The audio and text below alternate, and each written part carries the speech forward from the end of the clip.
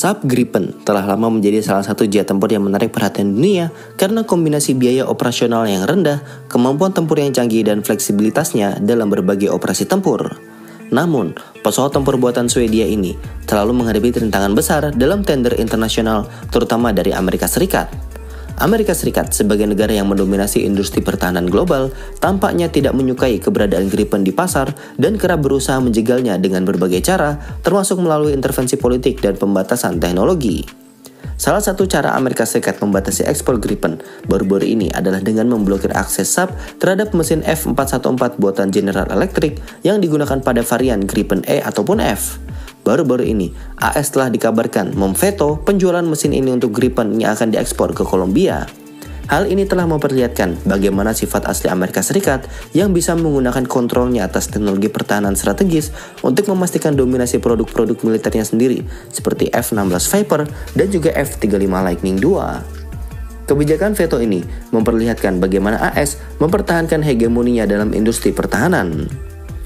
Mesin F414 yang digunakan pada pesawat tempur Gripen E juga merupakan komponen penting bagi pesawat tempur buatan Amerika Serikat seperti FA-18 Super Hornet.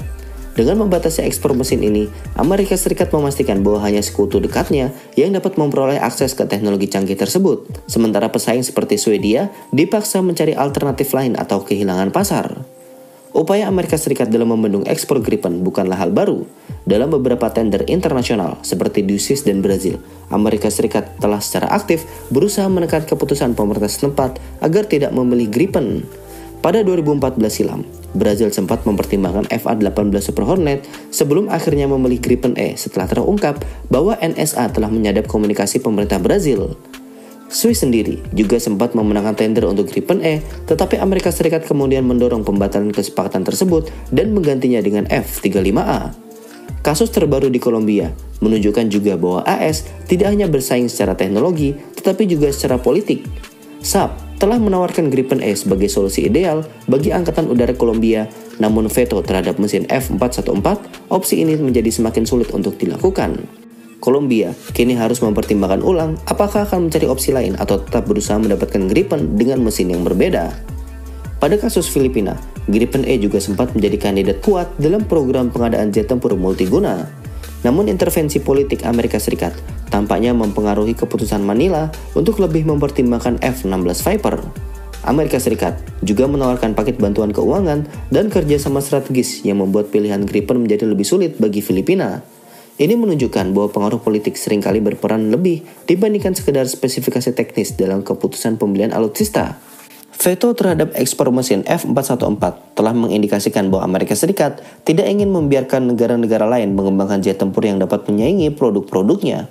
Meskipun Saab menawarkan Gripen dengan biaya yang relatif murah dan kemampuan yang sebanding dengan F-16, AS tetap memastikan bahwa pesaing mereka tidak mendapatkan keuntungan lebih besar dalam tender internasional.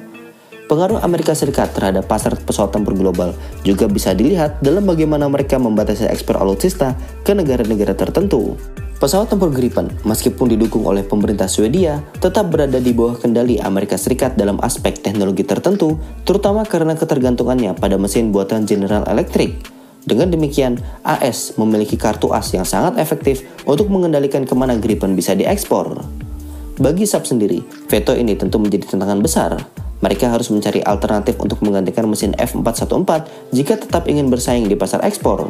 Salah satu kemungkinan adalah mengembangkan mesin sendiri, atau bisa juga Saab bermitra dengan produsen lain seperti Rolls-Royce atau perusahaan dari negara lain yang tidak berada di bawah pengaruh AS. Di sisi lain, veto ini telah memberikan pelajaran bagi negara-negara yang ingin mengembangkan jet tempur mereka sendiri agar tidak bergantung pada komponen yang dapat dikendalikan oleh Amerika Serikat. Turki misalnya telah belajar dari kasus ini dalam mengembangkan jet tempur Kan yang menggunakan mesin alternatif untuk menghindari veto Amerika Serikat. Indonesia juga yang sedang dalam proses pengadaan pesawat tempur baru harus memperhatikan dinamika seperti ini. Jika ingin membeli Gripen, ada kemungkinan besar bahwa AS akan membatasi akses terhadap teknologi tertentu. Oleh karena itu, penting bagi Indonesia untuk mempertimbangkan opsi lain yang lebih mandiri secara teknologi. Selain itu, kasus seperti ini juga memperlihatkan bahwa pasar pertahanan global tidak hanya ditentukan oleh faktor teknis, tetapi juga faktor geopolitik. Negara-negara yang ingin membeli jet tempur harus mempertimbangkan tidak hanya spesifikasi pesawat, tetapi juga potensi intervensi politik dari negara-negara produsen. Meskipun Gripen memiliki banyak keunggulan di atas kertas, Amerika Serikat tetap memiliki kendali besar atas bagian penting dari jet tempur ini. Selama mesin masih menjadi bagian integral dari Gripen, Saab akan terus menghadapi tantangan dalam menjual pesawat ini ke negara-negara yang tidak disukai oleh Amerika Serikat. Saab mungkin perlu mengevaluasi strategi mereka ke depan, dan jika mereka ingin tetap kompetitif, mereka harus mengurangi ketergantungan pada komponen buatan Amerika Serikat dan mencari solusi yang independen. Ini bisa melibatkan investasi dalam pengembangan mesin baru atau kerjasama dengan negara-negara yang tidak memiliki batasan ekspor seperti yang diberlakukan oleh Washington.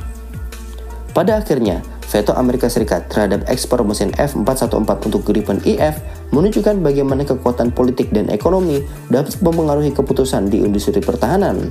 Negara-negara yang ingin membeli jet tempur harus memahami bahwa keputusan mereka tidak hanya didasarkan pada spesifikasi teknis, tetapi juga faktor geopolitik yang lebih luas. Amerika Serikat dengan pengaruhnya yang sangat besar tetap menjadi pemain utama dalam menentukan siapa yang boleh dan siapa yang tidak boleh memiliki pesawat tempur canggih. Menurut admin sendiri, kesimpulannya adalah jika Saab memang ingin produknya seperti Gripen bisa laku di pasaran dalam jumlah yang sangat besar, maka kemandirian komponen adalah hal mutlak yang harus diwujudkan. Sebagaimana Rafale dari Dassault yang bebas dijual kemana saja tanpa tekanan dari negara manapun, sekalipun itu dari Amerika Serikat. Sebuah pertanyaan yang lebih mendasar lagi terkait hal ini adalah, apakah Saab tidak lelah dan juga merugi jika sudah berinvestasi besar untuk melakukan pendekatan kepada calon customer, tapi ujung-ujungnya selalu kalah dengan mudah dari Amerika Serikat? Seharusnya dinamika dalam tender di Thailand, Filipina, Indonesia, Kolombia, Swiss, dan juga India sudah dapat menjadi pelajaran yang sangat berharga.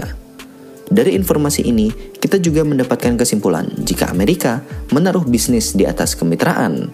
Meskipun Swedia merupakan sesama anggota NATO, dan mereka masih mendapatkan keuntungan dari ekspor komponen buatan Amerika yang ada di pesawat Gripen, Amerika Serikat justru mengambil langkah yang lebih egois dengan membuat Gripen tak bisa diekspor ke negara-negara yang mereka akan anggap lebih baik menggunakan F-16 ataupun pesawat F-35. Nah, bagaimana menurut kalian?